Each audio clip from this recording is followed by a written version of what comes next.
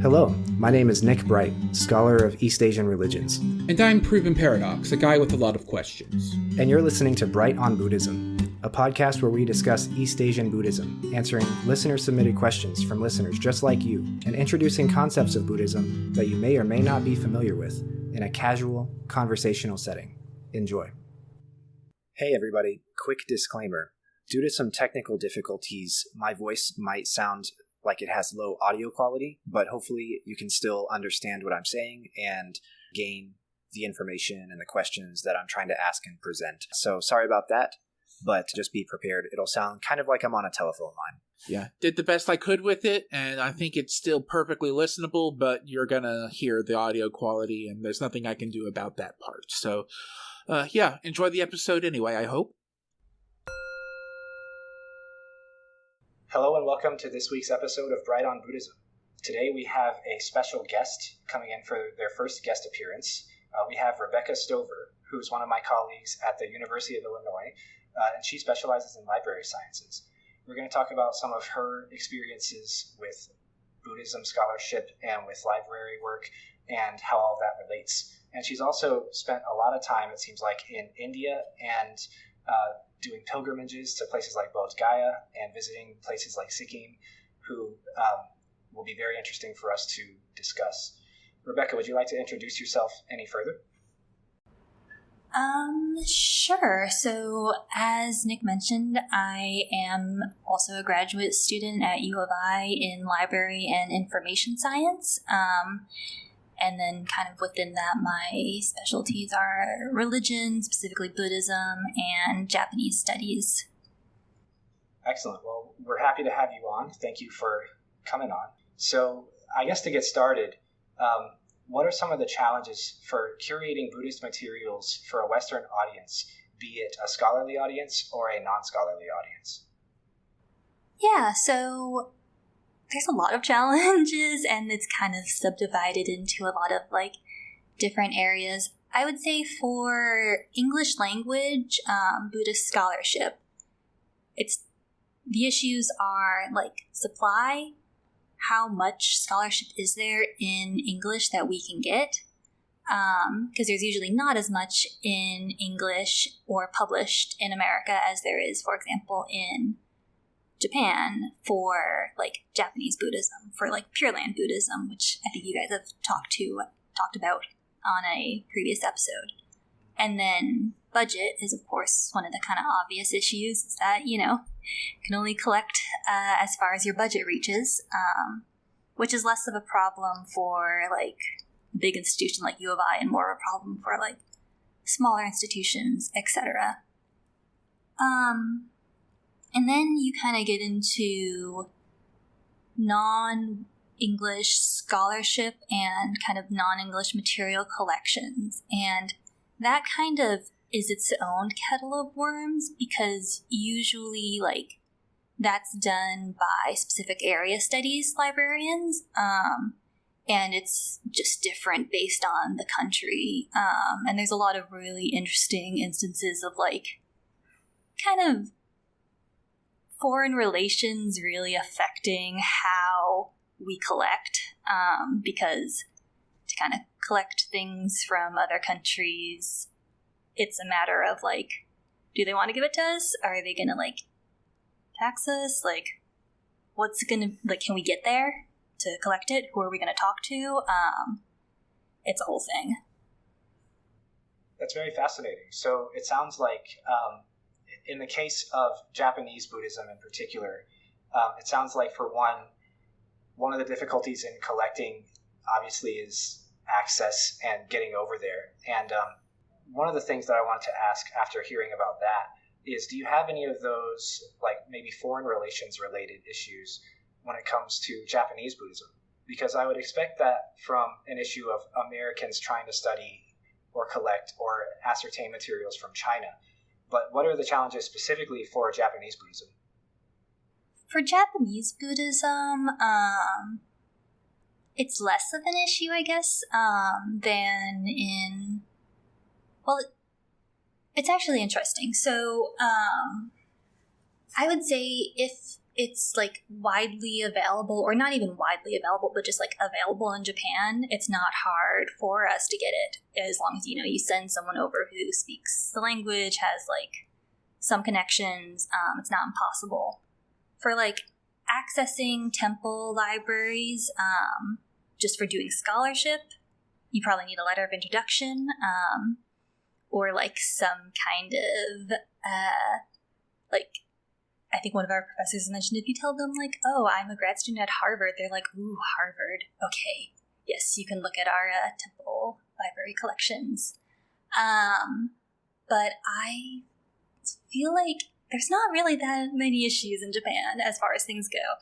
I mean, maybe I'm like grossly overstating it, but at least we have like relatively decent relations with Japan, so there's not really any kind of major issues. The instances I'm thinking of for foreign relations are like, so like we've got a lot of materials in this library, and there is in other libraries from India from the 1960s that was part of an agreement for kind of the U.S. sent wheat and grain over at the time when they really needed food aid, and part of that agreement was that we would get all of these research materials, all these publications. And that's kind of an example of, just a kind of a really fascinating example of like where our collection comes from. Yeah, that's super interesting. So I would like to get a little caught up a bit on what does a collection in this instance physically represent? Are we talking a pile of books? Is this files on a hard drive? Are these loose pieces of paper? Like, what is actually physically being collected here? Yeah, so usually when you're doing collection, there's a few different aspects of kind of what the library holds. Physical books. Obviously, we have a lot of physical books. And then we have journals, physical, but now they're going more into digital, from different countries that will collect. We have rare books and manuscripts that are much less frequent, I would say, because they're rare. So it's always usually like, wait, how on earth did we manage to get this like rare scroll in like this library in Illinois? I don't know. But we do have some. And then the other part of our collection that's kind of online is obviously ebooks, and databases. So there are a lot of databases from, like, for example, Japan, from Korea, that basically have articles on them. And then usually the way databases work is that the institution, the library, pays a subscription, and then we access these databases. So you can download articles for your research. And those are like the main aspects of a library's collection. Cool. All right. And when I talk about like collecting, usually like depending on how big the library is and how big the budget is, kind of affects how many databases you're subscribed to and then how many books you can collect. And of course the physical space of the library is also affects how many books we can collect. For example, at U of I, we have our main library, which has a lot of different subunits. There are other departmental units all over campus in smaller libraries. And then there is also an off-site storage facility, which, if you've ever seen Raiders of the Lost Ark, you know at the end? Have you guys ever seen that? That big building full of boxes. Yeah. Yeah. It's like Right. that, but with books. It like Awesome. is like that, but only books. And it's almost full, so I don't know what's happening next. That's a lot of books. It's a funny anecdote. So I've actually borrowed materials from, it's called the Oak Street Vault. That's what we're talking about, right? Yeah. I've borrowed books from inside that vault, and they all smell different than what comes out of the main library stacks. It's not moldy. I mean, they're taking care of their books appropriately, so they don't deteriorate. But I can tell when something's been in Oak Street versus when it's just been in the main stacks. Yeah, definitely. Because part of it's underground, I believe. I think so, yeah. So that's a fantastic resource. And yeah, they need to make sure to find space for the stuff in there because it's invaluable to whoever it is invaluable to. Yeah, that seems like the kind of thing where you don't need it often, but when you need it, you really, really, really need it. Yeah. There's been a few things from there that if they hadn't been there, I wouldn't have been able to complete important assignments or even my thesis. And so I'm grateful that it exists. Yeah, I think it's part of the library's policy because we consider ourselves such like a research university to keep a lot of resources and to just like not throw things out. We've gotten to the point with some journals where since it's all online and there's a whole backlist online that like we're getting rid of some of our physical journals. But for the most part, we keep books. So, for example, Nick, you were earlier asking about the Japanese Buddhist materials. This isn't completely Buddhist, but for Japanese materials, we get a lot of gift books, which are just like this whole big range of really random books, like just from all over the place and from various places in like Illinois. It's like, oh, I have like a pile of Japanese books. Let me donate to the library. And for the most part, we keep them. Unless like they're a duplicate or they're a translation from an English book. As long as we don't own it, we'll probably keep it just like for posterity's sake or in case someone will someday need it. Fun fact, those donations are job creators because someone has to figure out where that stuff goes and how to sort it, and it has to be processed appropriately according to whatever given library's, organization system and database system. And that's actually what I'm spending my time this summer doing for the university is working on archiving for a big donation of materials that the library just got. So those donations are a gift and a curse because they can ruin somebody's summer, but they can also make somebody's research experience. I joke about it ruining the summer. It's actually, very good work and it's very important. And the library here treats everybody very well. So I'm glad that we have it as a good resource here. Yeah, it's one of the, hats I wear in terms of my positions on campus is working for Japanese studies and going through all of the gift books in Japanese. We've had some really random ones, so it's always really interesting to see like what book you're going to see next. Next question on our script. What are some ways you work around these challenges as a university librarian? Yeah, for your first question, the non-scholarly, I didn't actually answer it because I don't really know. That's a much tougher one because, the university library is, of course, like I think you're allowed to go inside it if you're just a public person, but you can't check anything out unless you get a special card, right? You have to go through a specific like U of I borrower process and get that stuff. And of course, the curation is no different for those people. Yeah, and at least for like how we solve the problems, some of them are just not solvable problems. They're just kind of how the profession goes. That like sometimes you just can't collect for certain areas. Sometimes there's just like challenges beyond your control, especially when it comes to like international things. I would say that for the most part in collecting and so first collecting, and then I'll go on to curating, because they're kind of different. Because collection is more just like getting the books or getting whatever resources we need. Curating is deciding like what's in and what's out and what we want to like show to the public. So for collecting, kind of what you do to be able to collect books in non-English languages is that there's usually someone, a librarian, who has the language knowledge, who generally speaking has spent some time in whatever kind of country that they academically work with. And then we give them funding basically to just like go like make connections, use your resources, get us books. And then they bring the books back. And in terms of curating the collection, so like at the U of I, we have what's called the decentralized library system. We have a main stacks, which are basically just like stacks on stacks of books. They're all kind of locked behind a entrance that you have to like go through and be a student or have a card.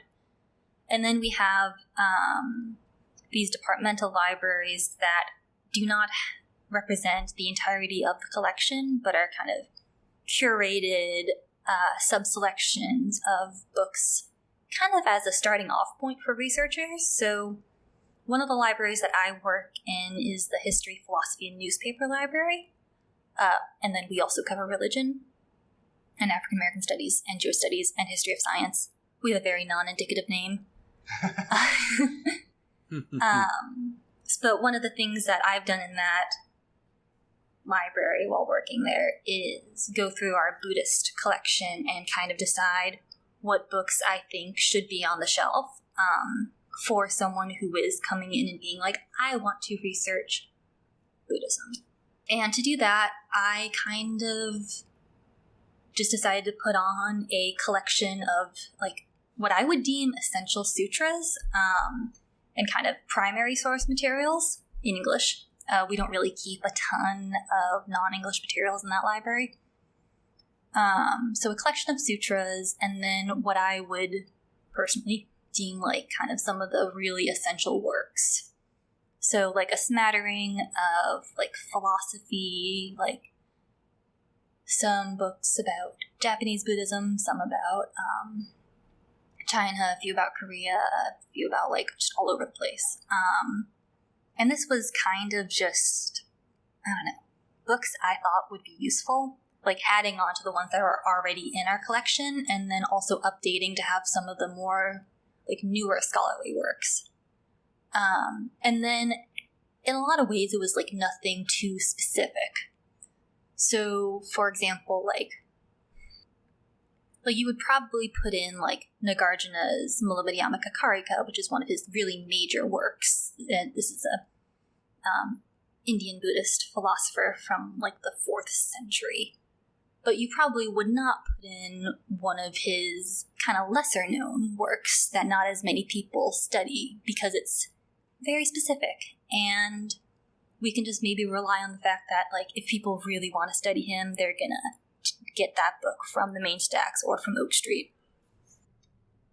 I imagine that the way it works is, you know, if someone wants something that's more specific and lesser known and more, you know, off the mainstream, then they're probably already knowledgeable enough to go and know how to find that without getting stuck at what's not on the main stacks or what's not out on the shelves at one of these departmental units. Yeah, that's the hope, is that because our stacks in HPNL, History, Philosophy, and Newspaper Library, are a lot more accessible than the main stacks, because it's just like all in one room, basically, as opposed to the main stacks, which are kind of scary. They're very scary. They're kind of scary. They're really scary. They're kept in a large brick windowless structure. Or I guess there's windows on one side, but there's 8 floors, I think. Is that right? Or is there I think more? so. Something like that. And the ground level is actually the 5th floor. So there's 3 floors above ground and 5 below ground. And you would think, okay, that means that there's one elevator system or one staircase system that connects all of these floors to each other. And you couldn't be more wrong. It's very complicated and confusing to get up and down between these floors, and even to find what floor your book is on in some cases. And so I can understand why an undergrad would not want to go in there to find what they are looking for. I remember once upon a time back at my own university days, we went into the big library, you know, and it's this was the University of Pennsylvania that I'm talking about. And it was another big building that had a lot of stuff going on underground. It had those adjustable shelves that you have to crank them. Crank them, yeah. And it also had a lot of clocks, all of which were wrong in different ways. That's the thing, in different ways. There are 3 clocks next to each other, no label on what time they're looking at, but they're all definitely looking at different times. Like, what is with libraries being weird like that?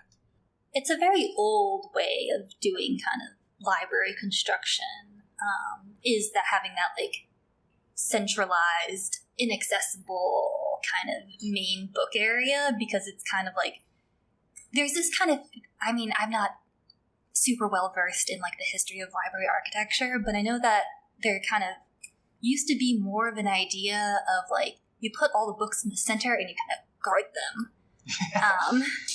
And now it's kind of, there's a lot of librarians who are kind of pushing towards a more accessible library, so it's easier for someone who walks in to just kind of browse through the books and, like, see what they want to check out. It's kind of the difference between, like, a library and an archive. You're not necessarily looking in an archive very often. That's archival. Whereas a library is looking to get books to people who are looking to read those books right now.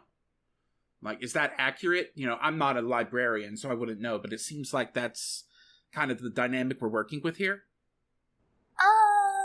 I mean, an archive, I would say, is more for older materials that need to be preserved in a different way, usually.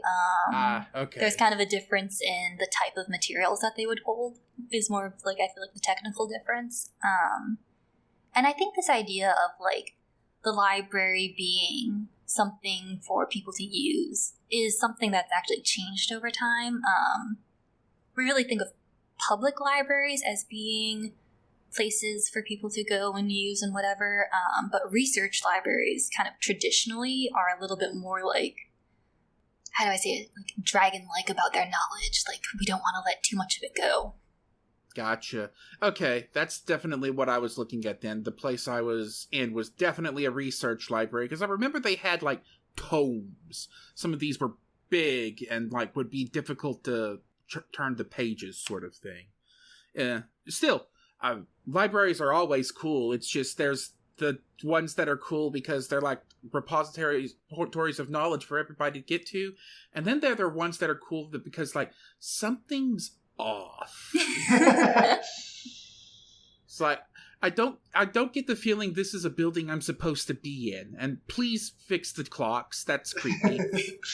Yeah, that makes sense for where you went to school, just because it's a kind of similar vibe, I think, in terms of, like, the bigness and in terms of, I guess, the type of university it is to U of I. That's just kind of like that type of place, if that makes sense.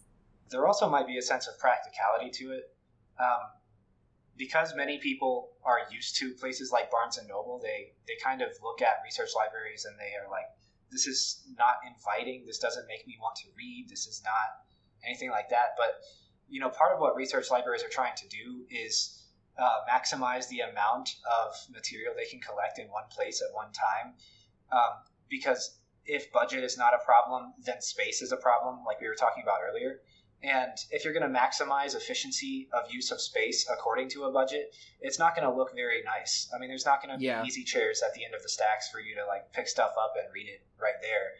You know, this is really just kind of like a utilitarian way of looking at how to store books, and not at, like, a customer service way of presenting books. That's true. A lot of kind of the goal of a lending library, of, like, your local public library a lot of the time, is circulation. It's to get the books to the people, get them off the shelf, kind of provide this community space. But for a research university, a lot of the time the goal is to just store books and accumulate more and more books. That's why I say it's kind of like dragon-like, in that it just wants to, like, pile up the treasure and sit on top of it. Excellent. Well, getting back to Japanese Buddhism. No, that's okay. Gone completely off field. Hey, these guest episodes go off field. That's fine. It's totally fine, yeah. Yeah, that's good. So, on the topic of Japanese language scholarship about Buddhism, what resources do you recommend for getting access to that sort of stuff? What resources and methods would you suggest to both somebody who's, in grad school or working in academia, or also not, if you have a way for them to get access to it?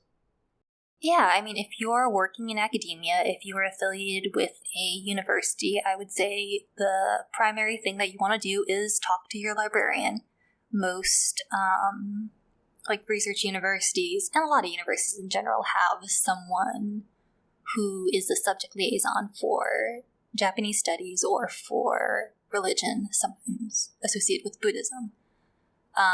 That person is almost always an amazing resource and someone who just knows a ton about doing research work and finding books.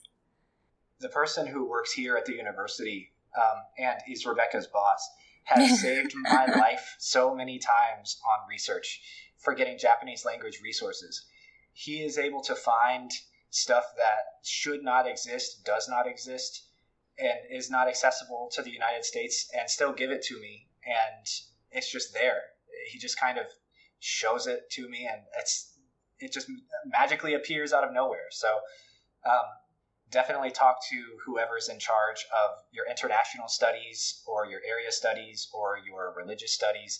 And it seems like, they'll be a very good resource and be happy to help about finding those things, because they have access to connections and networks that graduate students or undergraduate students or just the regular public don't really have.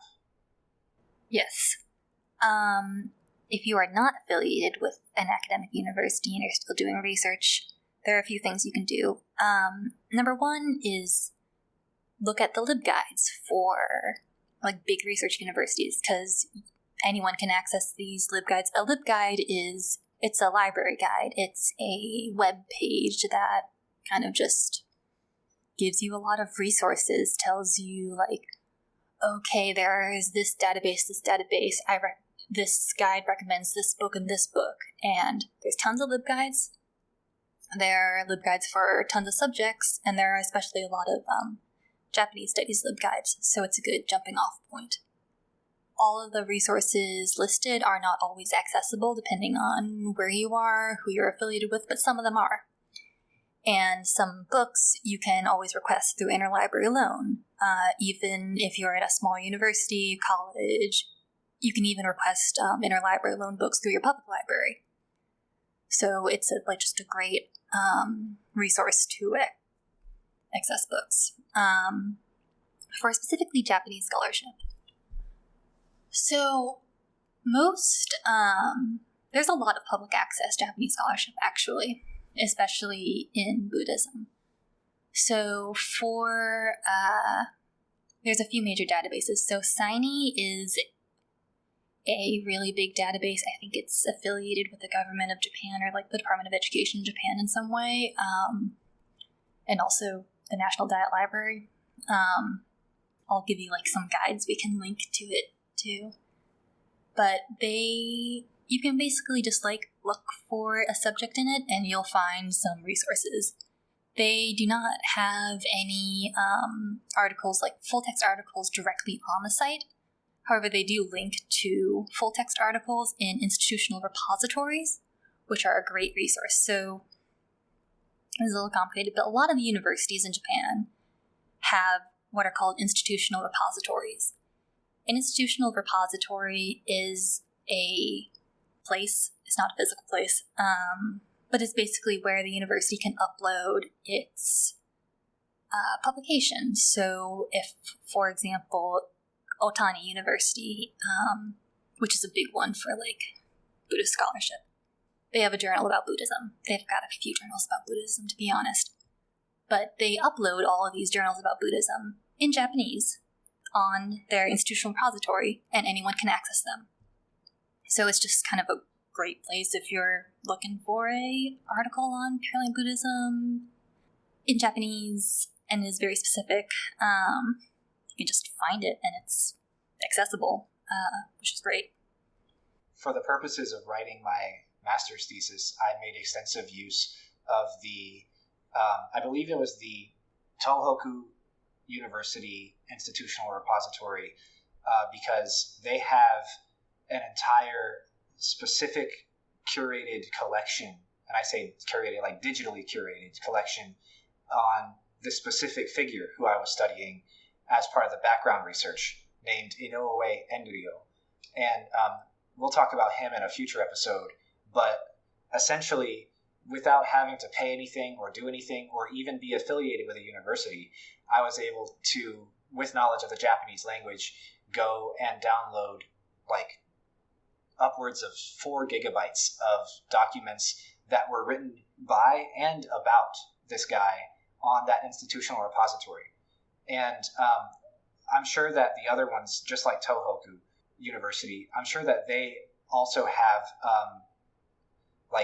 a very robust search engine and make extensive use of search tools and filtering, results filtering, stuff like that, that'll make it easier to find specifically what you're looking for, because that was super helpful with regards to the subject matter I was working on.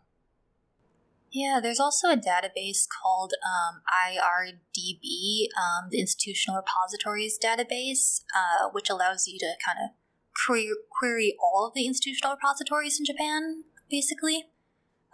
So it's a really useful resource if you don't want to go like repository by repository, just do them like all at once. These do, however, require knowledge of Japanese language because the websites will be in Japanese and the searching will be in Japanese and the results will be in Japanese. So keep that in mind. But this is a good way to get international scholarship in the United States. Yeah, or even if you're just starting on your scholarship and, some Japanese, but not like perfect, you can still kind of muddle your way through with like some Google Translate, some like dictionary, and then when you actually get like a useful article, just like using one article in like the primary language is just really good for your research and just a really good like way to start. It's one of the things one of our professors always says is that like you just have to start somewhere with just like one article in Japanese and just like go from there and just like to prove that you're just like starting it. In my experience, the first Japanese language article you read in Japanese will take about, depending on your level, it'll take anywhere from 4 to 6 hours, and that's like looking up every kanji character, that's like translating everything that you don't know or looking it up in a dictionary. But then the second one will probably take like 2 or 3, and then the third one will probably take like 45 minutes or 90 minutes, and then by the 4th, 5th, 6th one, you're getting a little bit better at this, and you're kind of able to do it faster. You streamline the process, and making use of one article in Japanese gets closer and closer to taking the same amount of time as it would to make use of one article in English.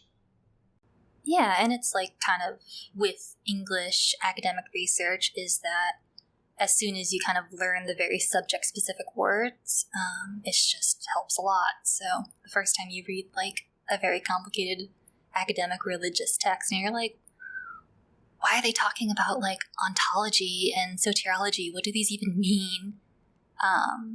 But then like by the 5th article, you're like, oh yes, let me tell you about like the soteriological ontology of the hermeneutics of the yada yada yada.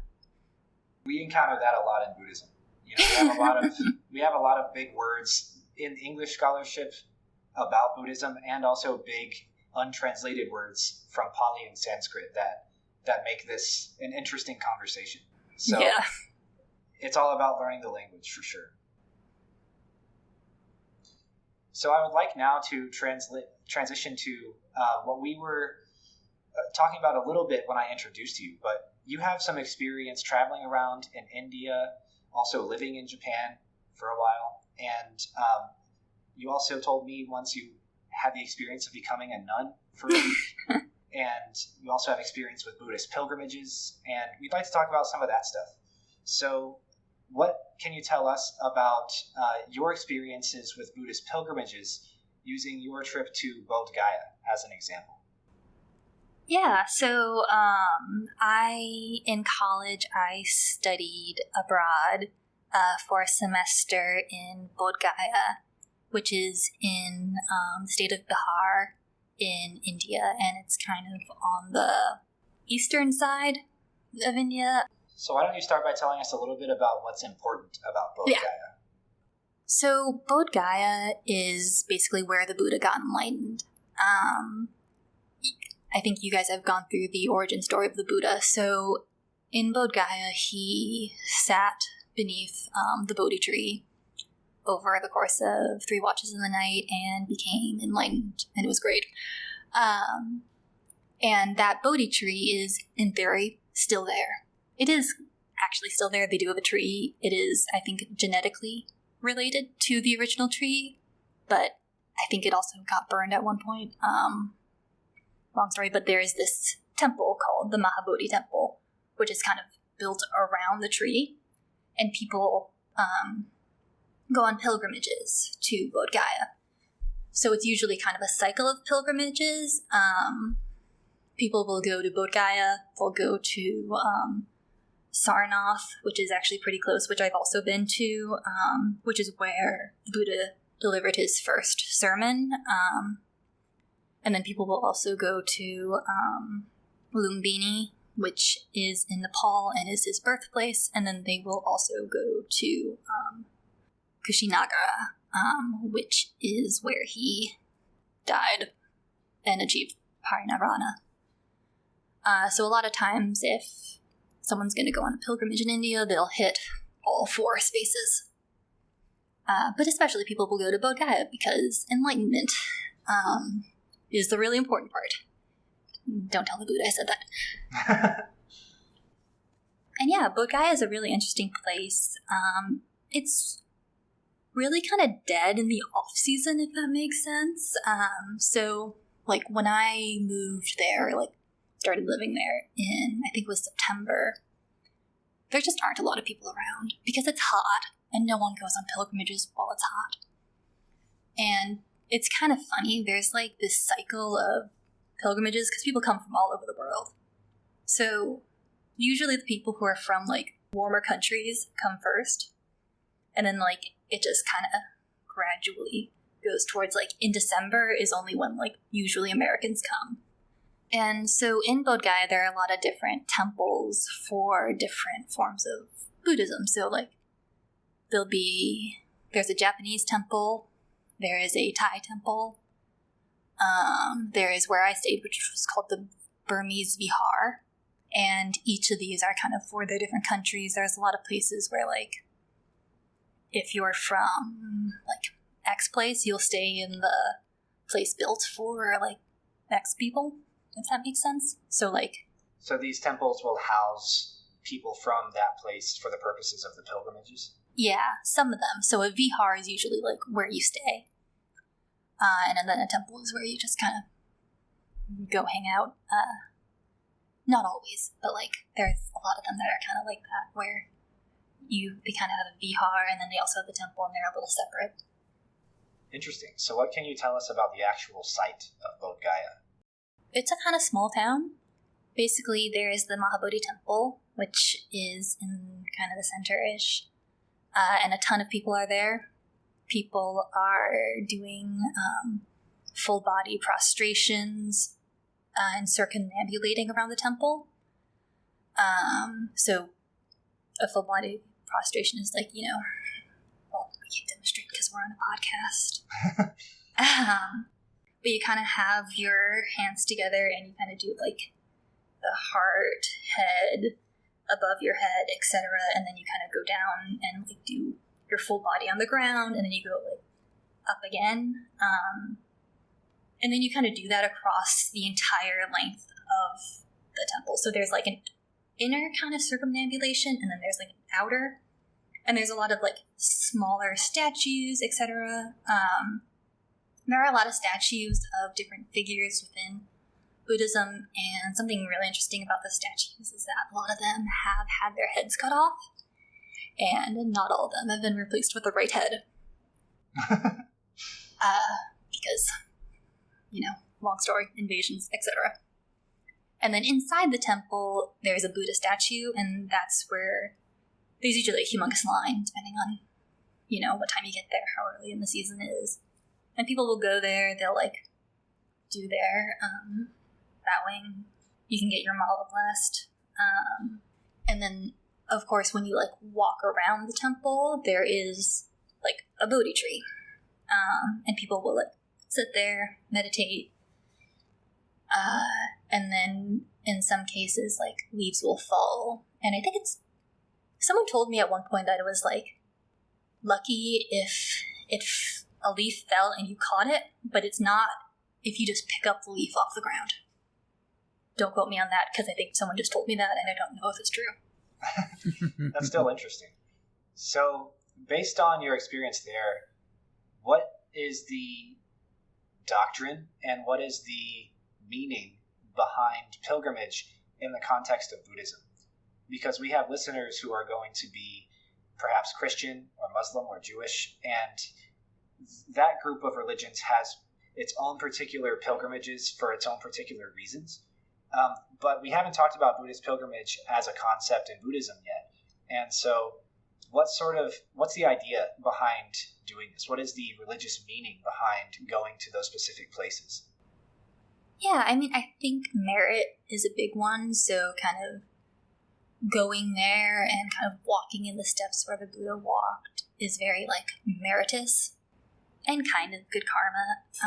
Not in like the immediate effect way, but in like long term, like it's probably going to be good for you. I think part of it is kind of a ritual act. It's kind of a tradition where you kind of go and do this pilgrimage, and that's just kind of part of the tradition, so it's kind of part of this ritual and this kind of like very experiential like going. I don't know, Nick, what would you say is the meaning of Buddhist pilgrimage? So I have a little bit more knowledge about the Japanese pilgrimage circuits, including Shikoku. There's an 88 temple circuit that revolves around Kukai, the founder of esoteric Buddhism. And there's also a smaller one that I think only has 33 temples, which regards Avalokiteshvara or Kannon. And one of the reasons why you would go on that pilgrimage is to, one, replicate the life of that person, right? So in Buddhism, in Mahayana Buddhism, when it develops later, there's much more of a doctrine to replicate the life of the Buddha in your own life, such that you create the causes and conditions that lead to your own enlightenment because they led to his enlightenment, right? So you replicate the idea of being rich and living in a palace and leaving it and trying out certain things, and like you were saying earlier, walking in his footsteps, living and dying like he did, such that at the end of your cycle you have attained Mahaparinirvana, or nirvana without coming back, nirvana that is completely without residue, without remainder. You've completely left the cycle of birth and rebirth. So I imagine that the doctrine behind this pilgrimage circuit in India is to, be born the Buddha, and then reach enlightenment as the Buddha, and then give the first sermon as the Buddha, and then die as the Buddha, because you're literally doing those things where he did them. The other side is also to, like you say, transfer merit and accrue good merit and good karma. If you're near those things, where those things happened, then it's kind of like you're in the audience. If you are making a pilgrimage to where the Buddha gave the first sermon, it's kind of like you're in his audience because the first sermon is still being preached. Every single day, somebody reads or talks about the Four Noble Truths and the Eightfold Path. Somewhere, somebody does it. And so if you go where it was originally preached, you're kind of close to it. You're kind of hearing it preached again. And in that regard, you're coming into contact with the Dharma in a more direct way than you would otherwise. And so in the context of the Japanese pilgrimage circuits with like Kannon and Avalokiteshvara, not only are they devotional in the sense that you are devoting yourself and expressing some sort of religious style of devotion to Kukai or to Kannon, Avalokiteshvara, but you're also getting something from them. They're also giving you something in the sense that, you're accruing the merit of going around in the circle, or you're learning something, or by making these offerings with, these temples, you are receiving some sort of this worldly benefit or otherworldly benefit. and you're also coming into contact with the Buddha and the Dharma in a way that you wouldn't otherwise. We've talked before on the show about how you have to meet a Buddha, make offerings to a Buddha, and be prophesized your future Buddhahood by a Buddha in order to become a Buddha. And this is one of your chances to do so. Pilgrimage is one of your chances to do those things. So I imagine that since it happens that way in Japan, it can't be vastly different for Buddhist pilgrimages in India. Yeah, I think that's generally pretty accurate. I think that in India it's interesting because especially like Bodh Gaya, they get pilgrims from all over the world and from all different iterations of Buddhism. So like Vajrayana, like Tibetan Buddhists will come, Mahayana Buddhists will come, Theravadan Buddhists will come, and along what you were saying in terms of sort of meeting with the Buddha is Vulture's Peak, which I think you guys have probably talked about on this podcast before. Yeah, so Vulture's Peak is also in Bihar, actually.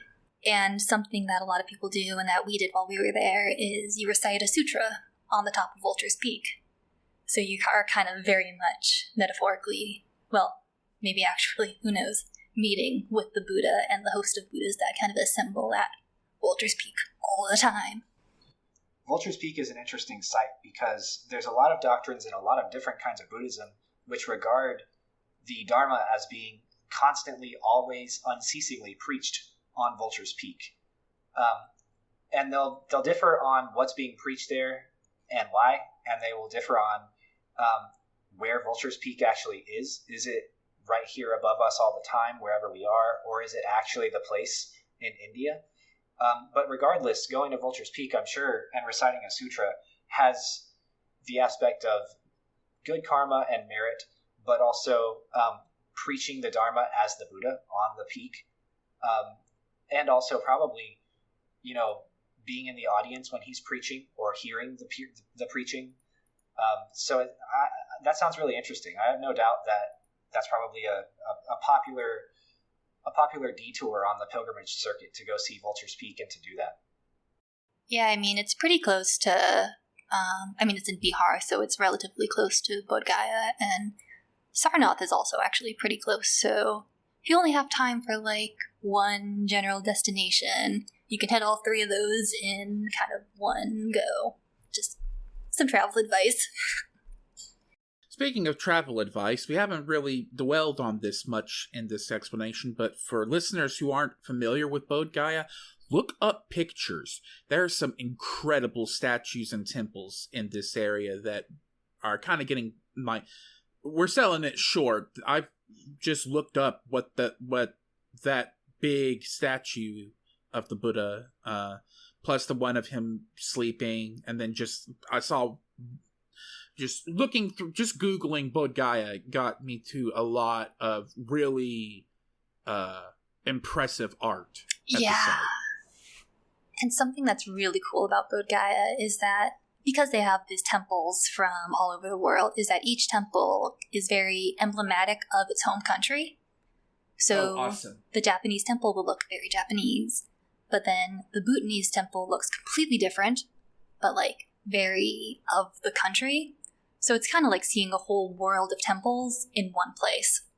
Yeah, that sounds awesome. I would love to see that too. Yeah, everyone go to Bodh Gaya, but don't go in September, it's really hot. Yeah, I'll wait till it's cool. Is there more to say about Bodh Gaya before I kind of sidetracked us there a bit? Well, the Dalai Lama comes every other year, every couple of years to give a big sermon, for want of a better word, in December, January-ish,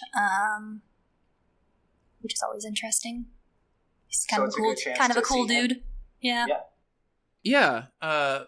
Let's talk a bit about being a nun. So you were a nun for a week. Let's hear about that. So,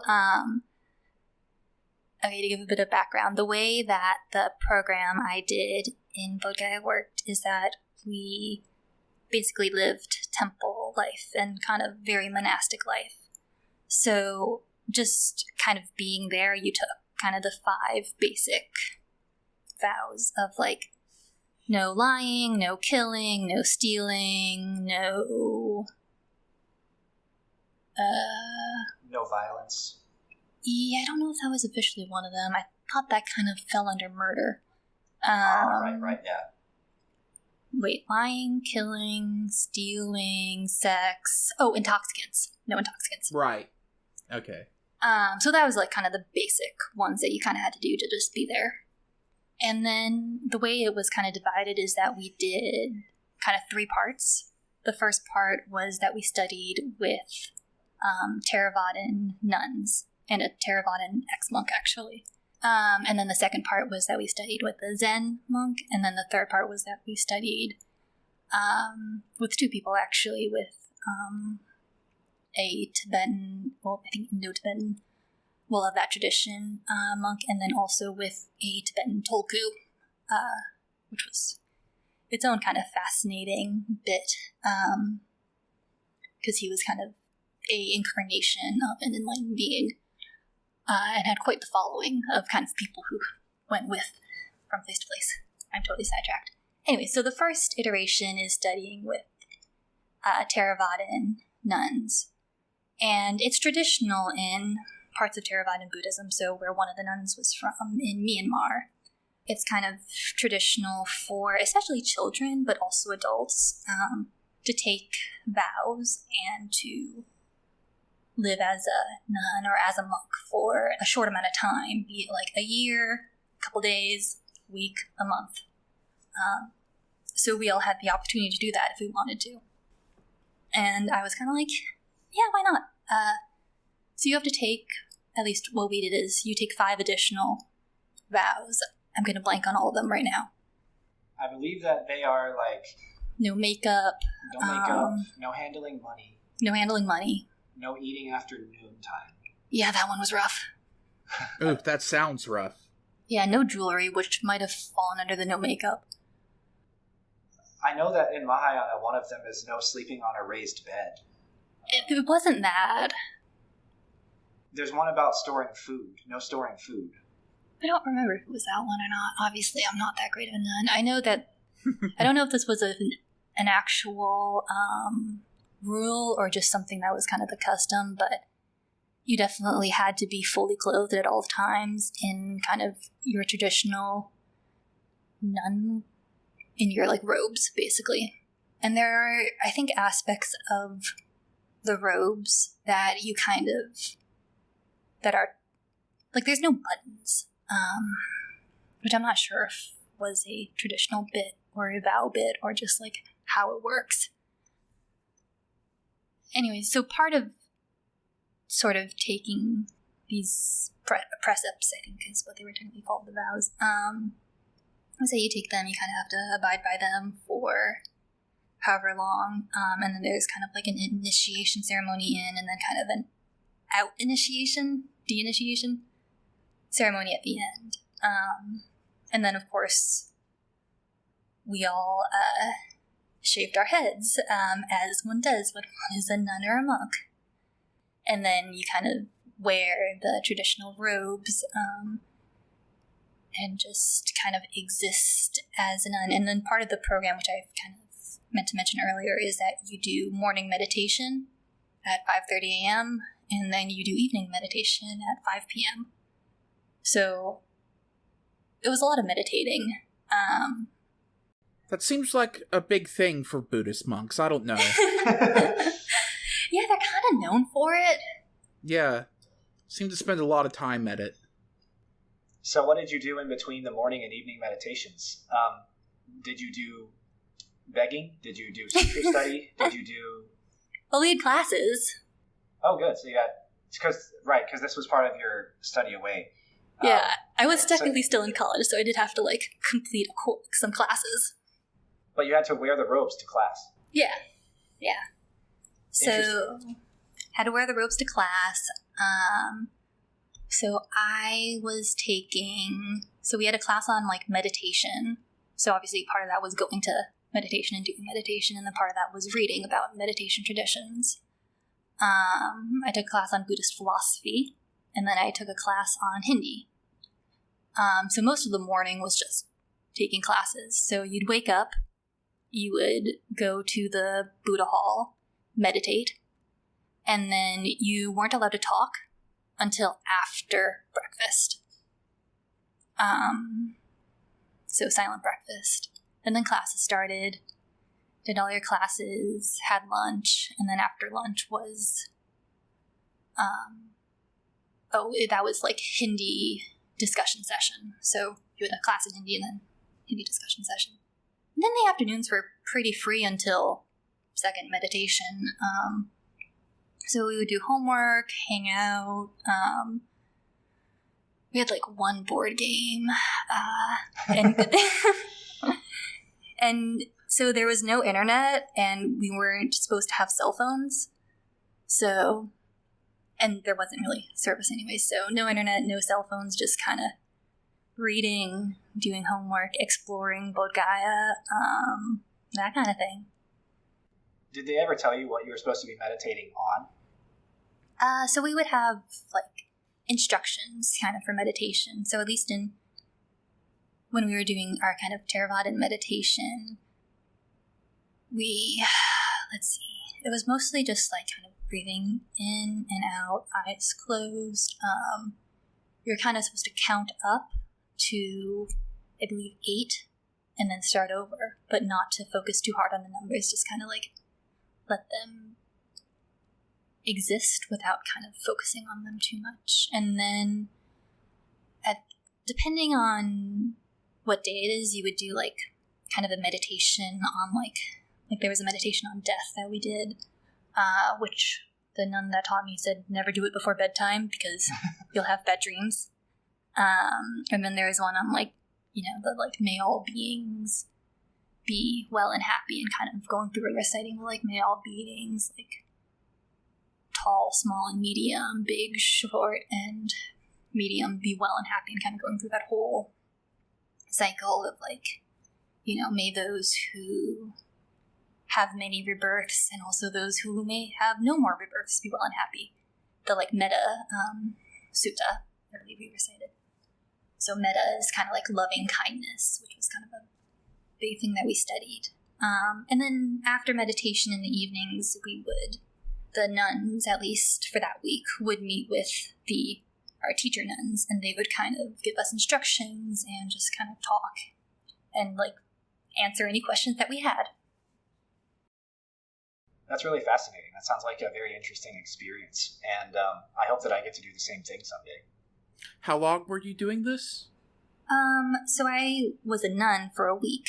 Okay. I did kind of the meditation and I was in Bodh Gaya for about 3 months, 4-ish. Part of, like, the way the program worked is that you did kind of your Theravadan section, you did your Zen section, and then you did your Vajrayana section, and then they basically gave everyone a stack of cash and told them to go and do an independent study. There was a little bit more organization than that, but, like, mostly that was it. Nice.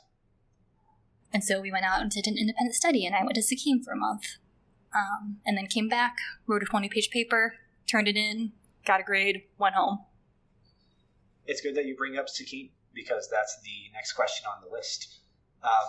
What can you tell us about your research dealing with Sikkim? Yeah, so Sikkim is a state in India.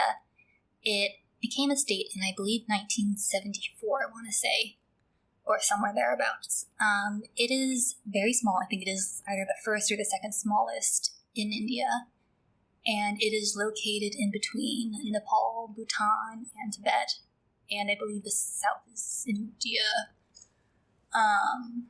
So it's quite small. It was a Buddhist kingdom with kind of theocratic leaders up till, I believe, the 70s. And it's kind of similar to Bhutan in a lot of ways, but kind of obviously did not manage to retain their independence, which is rather sad. Fun fact, they had an American queen, I did air quotes because that wasn't the word, in the 60s-ish, who was like the second wife of the Chogol, so the traditional Buddhist king. And that kind of springboarded them into some very complicated international relations, and actually, because they're in a very interesting location politically, being in between Tibet and also India, and kind of serving as this border, because, like, you know,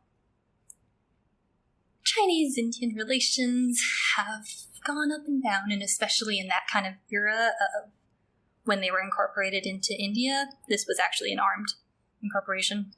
Like, India invaded, and then they held an election and officially became part of India. And China did not actually acknowledge them as being part of India until 2003, 4-ish. Almost 30 years then? Yep. Wow. Yeah.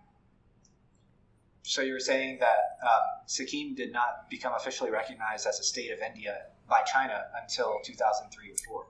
Yeah. I don't...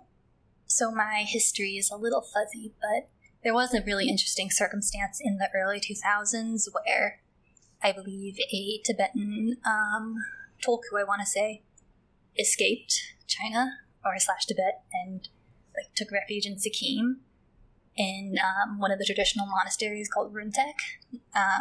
So pretty, by the way. Look it up. And China had an issue because they couldn't say, oh, he's in... They couldn't get mad at India because they didn't acknowledge that Sikkim was part of India. But they also couldn't get to him, right? Because he wasn't in official China. Yeah. They kind of caught themselves in a trap there. Yep. I don't remember what happened to him. I just know that, like, China was upset because they couldn't be mad at India because, according to them, he wasn't in India, even though he was. It's a really interesting place, though, and there's a lot of very traditional monasteries. There are a lot of monks, a lot of kind of interesting Buddhist sites to visit.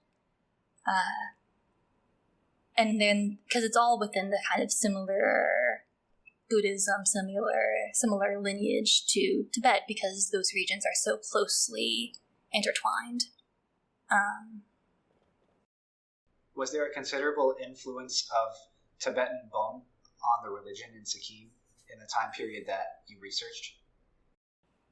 Yes and no. I wouldn't call it Tibetan Bon. I would say more that it's related, but there is kind of this indigenous religion which is very closely tied and akin to Bon and Sikkim, kind of more of a like general Himalayan region type. So there's a lot of like local deities that have kind of become synchronized with Buddhist deities or Buddhas. So one of the things I studied actually while I was in Sikkim is I studied sacred spaces. So thinking about kind of what spaces were considered to be sacred, what kind of connected to their sacredity. So, for example, one of the places that is sacred is the third largest mountain in the world, which is in Sikkim, called Kanchenjunga, which actually to this day has never been completely summited, amazingly. People have gone up, but not all the way up, because they haven't been officially allowed to by the government of Sikkim.